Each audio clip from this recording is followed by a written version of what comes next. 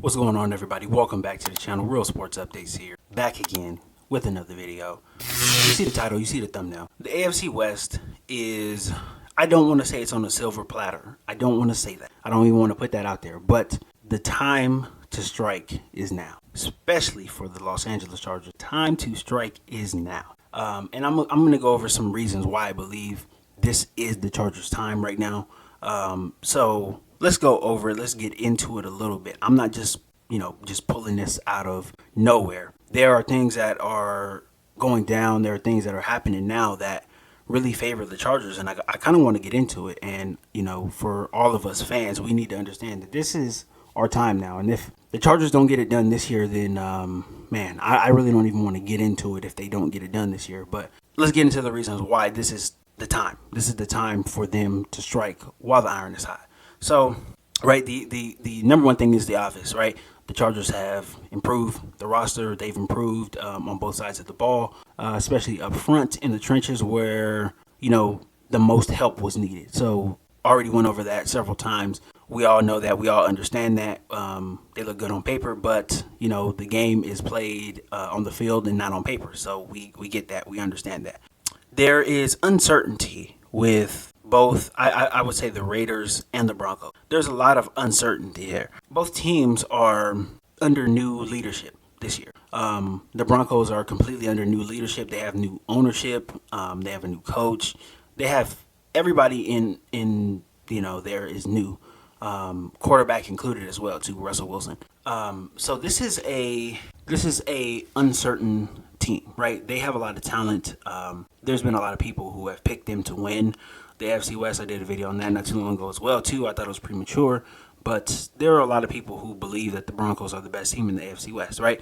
And maybe they could be when it's all said and done this year. Maybe they could be. I'm not going to rule that out, but what I do know is that it is going to take some time, right? And I don't know how much time it's going to take, but it is going to take some time for them to come together and gel for various reasons, right? And again, these are reasons that I outlined in the video that I did a couple months ago, but I will just kind of touch on it a little bit. So for the Broncos, right, you have a new quarterback, Russell Wilson. He came from a system where he pretty much just did his own thing, right? And he freelances and he does his own thing. I went over it, his last full season in 2020.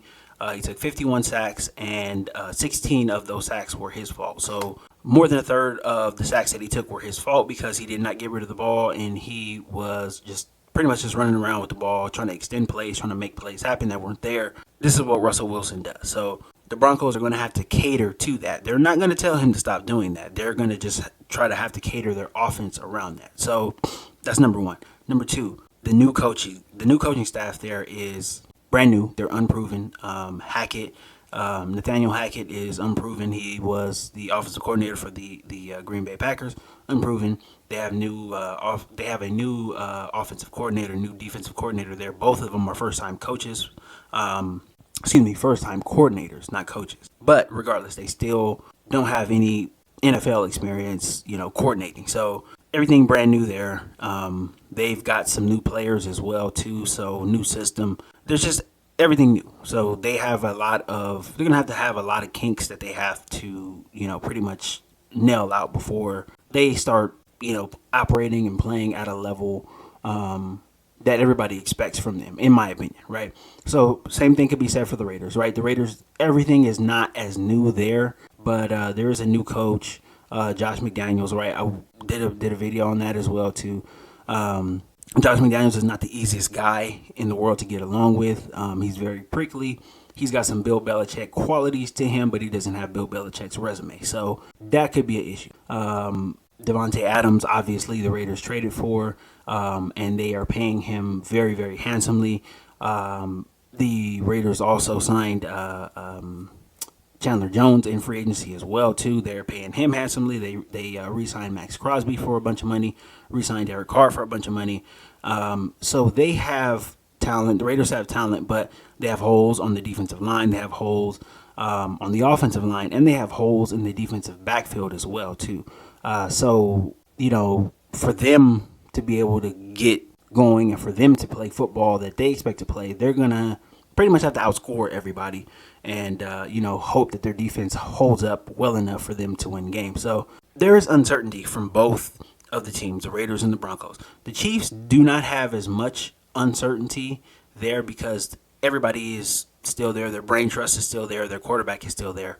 The weapons and stuff, they tend to be more interchangeable than coaches, more interchangeable than quarterbacks, obviously. So they still have some continuity there. They are not as talented, but there is still some continuity there. But the big story going on with the Chiefs right now is their left tackle, Orlando Brown. He has a salary demand of $25 million per year, right? He wants to get to $25 million per year. He doesn't care how he gets there, but he wants his annual average salary to be $25 million a year. Read some stuff the other day about the Chiefs offering him a really solid contract offer, and he turned it down because he has his mindset on this $25 million a year, right? So they are going to probably go into camp without a deal, without him, being signed. So he's probably going to sit out camp. Now, I do think they probably get a deal done during camp, but there's no guarantee, right? And there's no guarantee about how early or late it will happen as well, too. Orlando Brown is a big dude. He's like 6'8", 330 or something like that.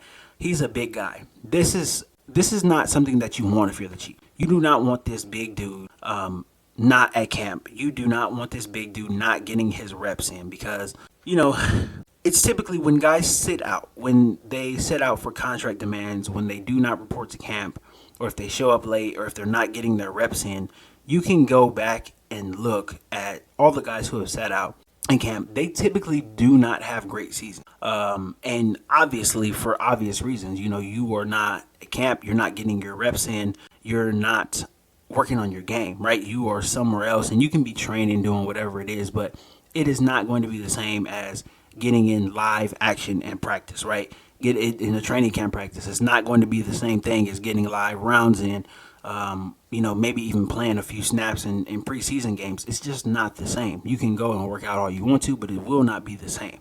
And you cannot simulate that. So being at camp means something, especially if you're an offensive lineman, right? You have to get your timing right. You have to be able to gel with the other 4 offensive linemen out there, right? You have to work as a unit. You're just not playing an individual position. You have to be able to, get your timing right and, build rapport with the other guys. So the longer Orlando Brown is not at camp, the more of an issue this becomes for the Chiefs, because as good as they are, as solid as they are, as, stable as a franchise they have been, you cannot afford to lose your left tackle, and you cannot afford to go into your season with your left tackle not having really any practice, any training camp reps.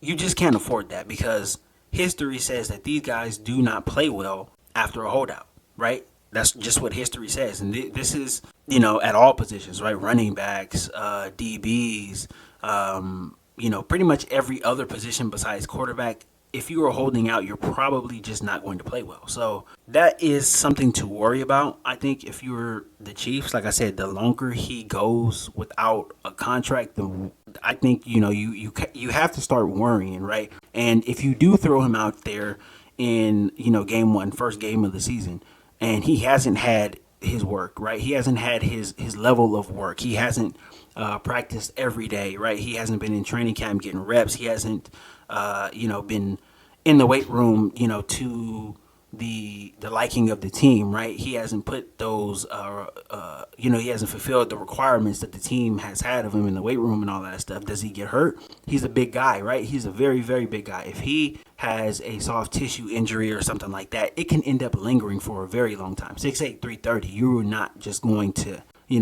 pull your hamstring and think you're going to be back in a few days. That's a big dude right there. That's a big guy. His joints and, his soft tissue and all that stuff has a lot of pressure on it just from him weighing so much and being so big. So something to be concerned about. So back to my original point, this is the time for the Chargers to strike. The Chargers have to start the season off fast, and they have to maintain consistency, right? Justin Herbert just a couple weeks ago said the Chargers must remain consistent. And I think that was his, even though he doesn't talk a lot, I think that was his message to the team, saying we have an opportunity. We have an opportunity to come right out of the gate, right? Go 2-0 in the division in the first 2 weeks. If the Chargers are able to do that, then they are looking good for the rest of the season, because those 2 games are going to be the 2 games I think that the Chargers need. They don't just need to win, but they need to win in a fashion that says, hey, we are here and we are going to win this division, right? They have to be physical in both of those games. And I think if they do that, if they go out there, they pull out the game in week 1 against the Raiders at home, they go to Kansas City on that Thursday night and they're able to beat the Chiefs. If they're able to do that, then I think you have to look at this team and say, okay, these guys are ready, because those are going to be 2 very tough games coming out of the chute. But this team they have everything that they need, and they should be ready for it. And I think they will be ready for it. So right now is the time to strike. If they're able to do that first 2 weeks of the season, then come out, just be able to, remain consistent. Then, be able to get that running game going in the middle of the season, right? Be able to lean and rely on your running game to be able to stay consistent offensively, right? To have your new additions on defense be able to come in and produce, right? Specifically stopping the run. Having Sebastian Joseph Day, having Austin Johnson, having those guys, play great football up front, right? Being able to open up things for your pass rushers, being able to open things up for Derwin James and stuff in the middle of the field. That's where the Chargers really, really, really need. They need to show up. And they need to show up, and they need to show out, and they need to have the type of season that says this team has arrived. They are ready, right? They're ready. And, if things go well, these guys can easily be in the Super Bowl. That's what the Chargers need to do. They need to start this year off fast. And if they don't start the year off fast, you just do not want to work from behind, especially with all the talent in this division. You just do not want to be in a position where you're working from behind, where you need help to clinch home field, where you need help to clinch a playoff spot. You want to stay away from that. You want to be able to come out, play good football from the beginning. And I think the emphasis is going to be on the beginning of the season. Let's start the season fast. That's what the Chargers did last year, but it was the consistency that kind of took him out of it, particularly on defense, right? We know what the issue was. They know what the issue was. So if they can start like they did last season, but, just maintain consistency defensively and in the running game, I think that they will be fine. But right now is the time to strike. The iron is as hot as it's going to be right now in the AFC West for the Chargers. There's uncertainty with, a couple of teams. One of the teams is not, having their best player. And, there's no telling when he'll show up, whenever he gets his contract and all that stuff. So we'll see what happens. All I know is that the Chargers are the most complete team in this division right now, and they need to come out and play like it. And if they come out and play like it, then they will be fine. But until then, everything is on paper.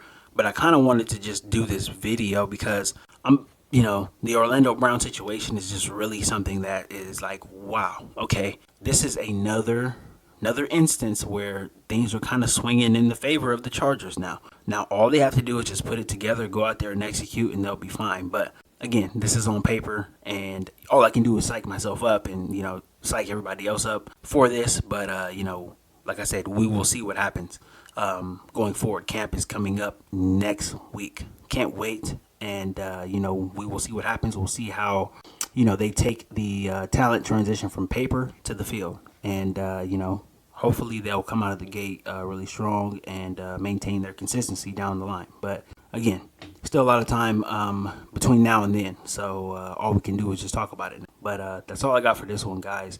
Please like this video on the way out. If you are not subscribed to the channel, please consider subscribing. I'm going to have a lot of NFL content as training camp comes up. I would just be covering it, trying to drop a video every day, and also keep you guys engaged on the community tabs as well too. So that's all I got for this one. Thank you guys for the support so much, and until next time.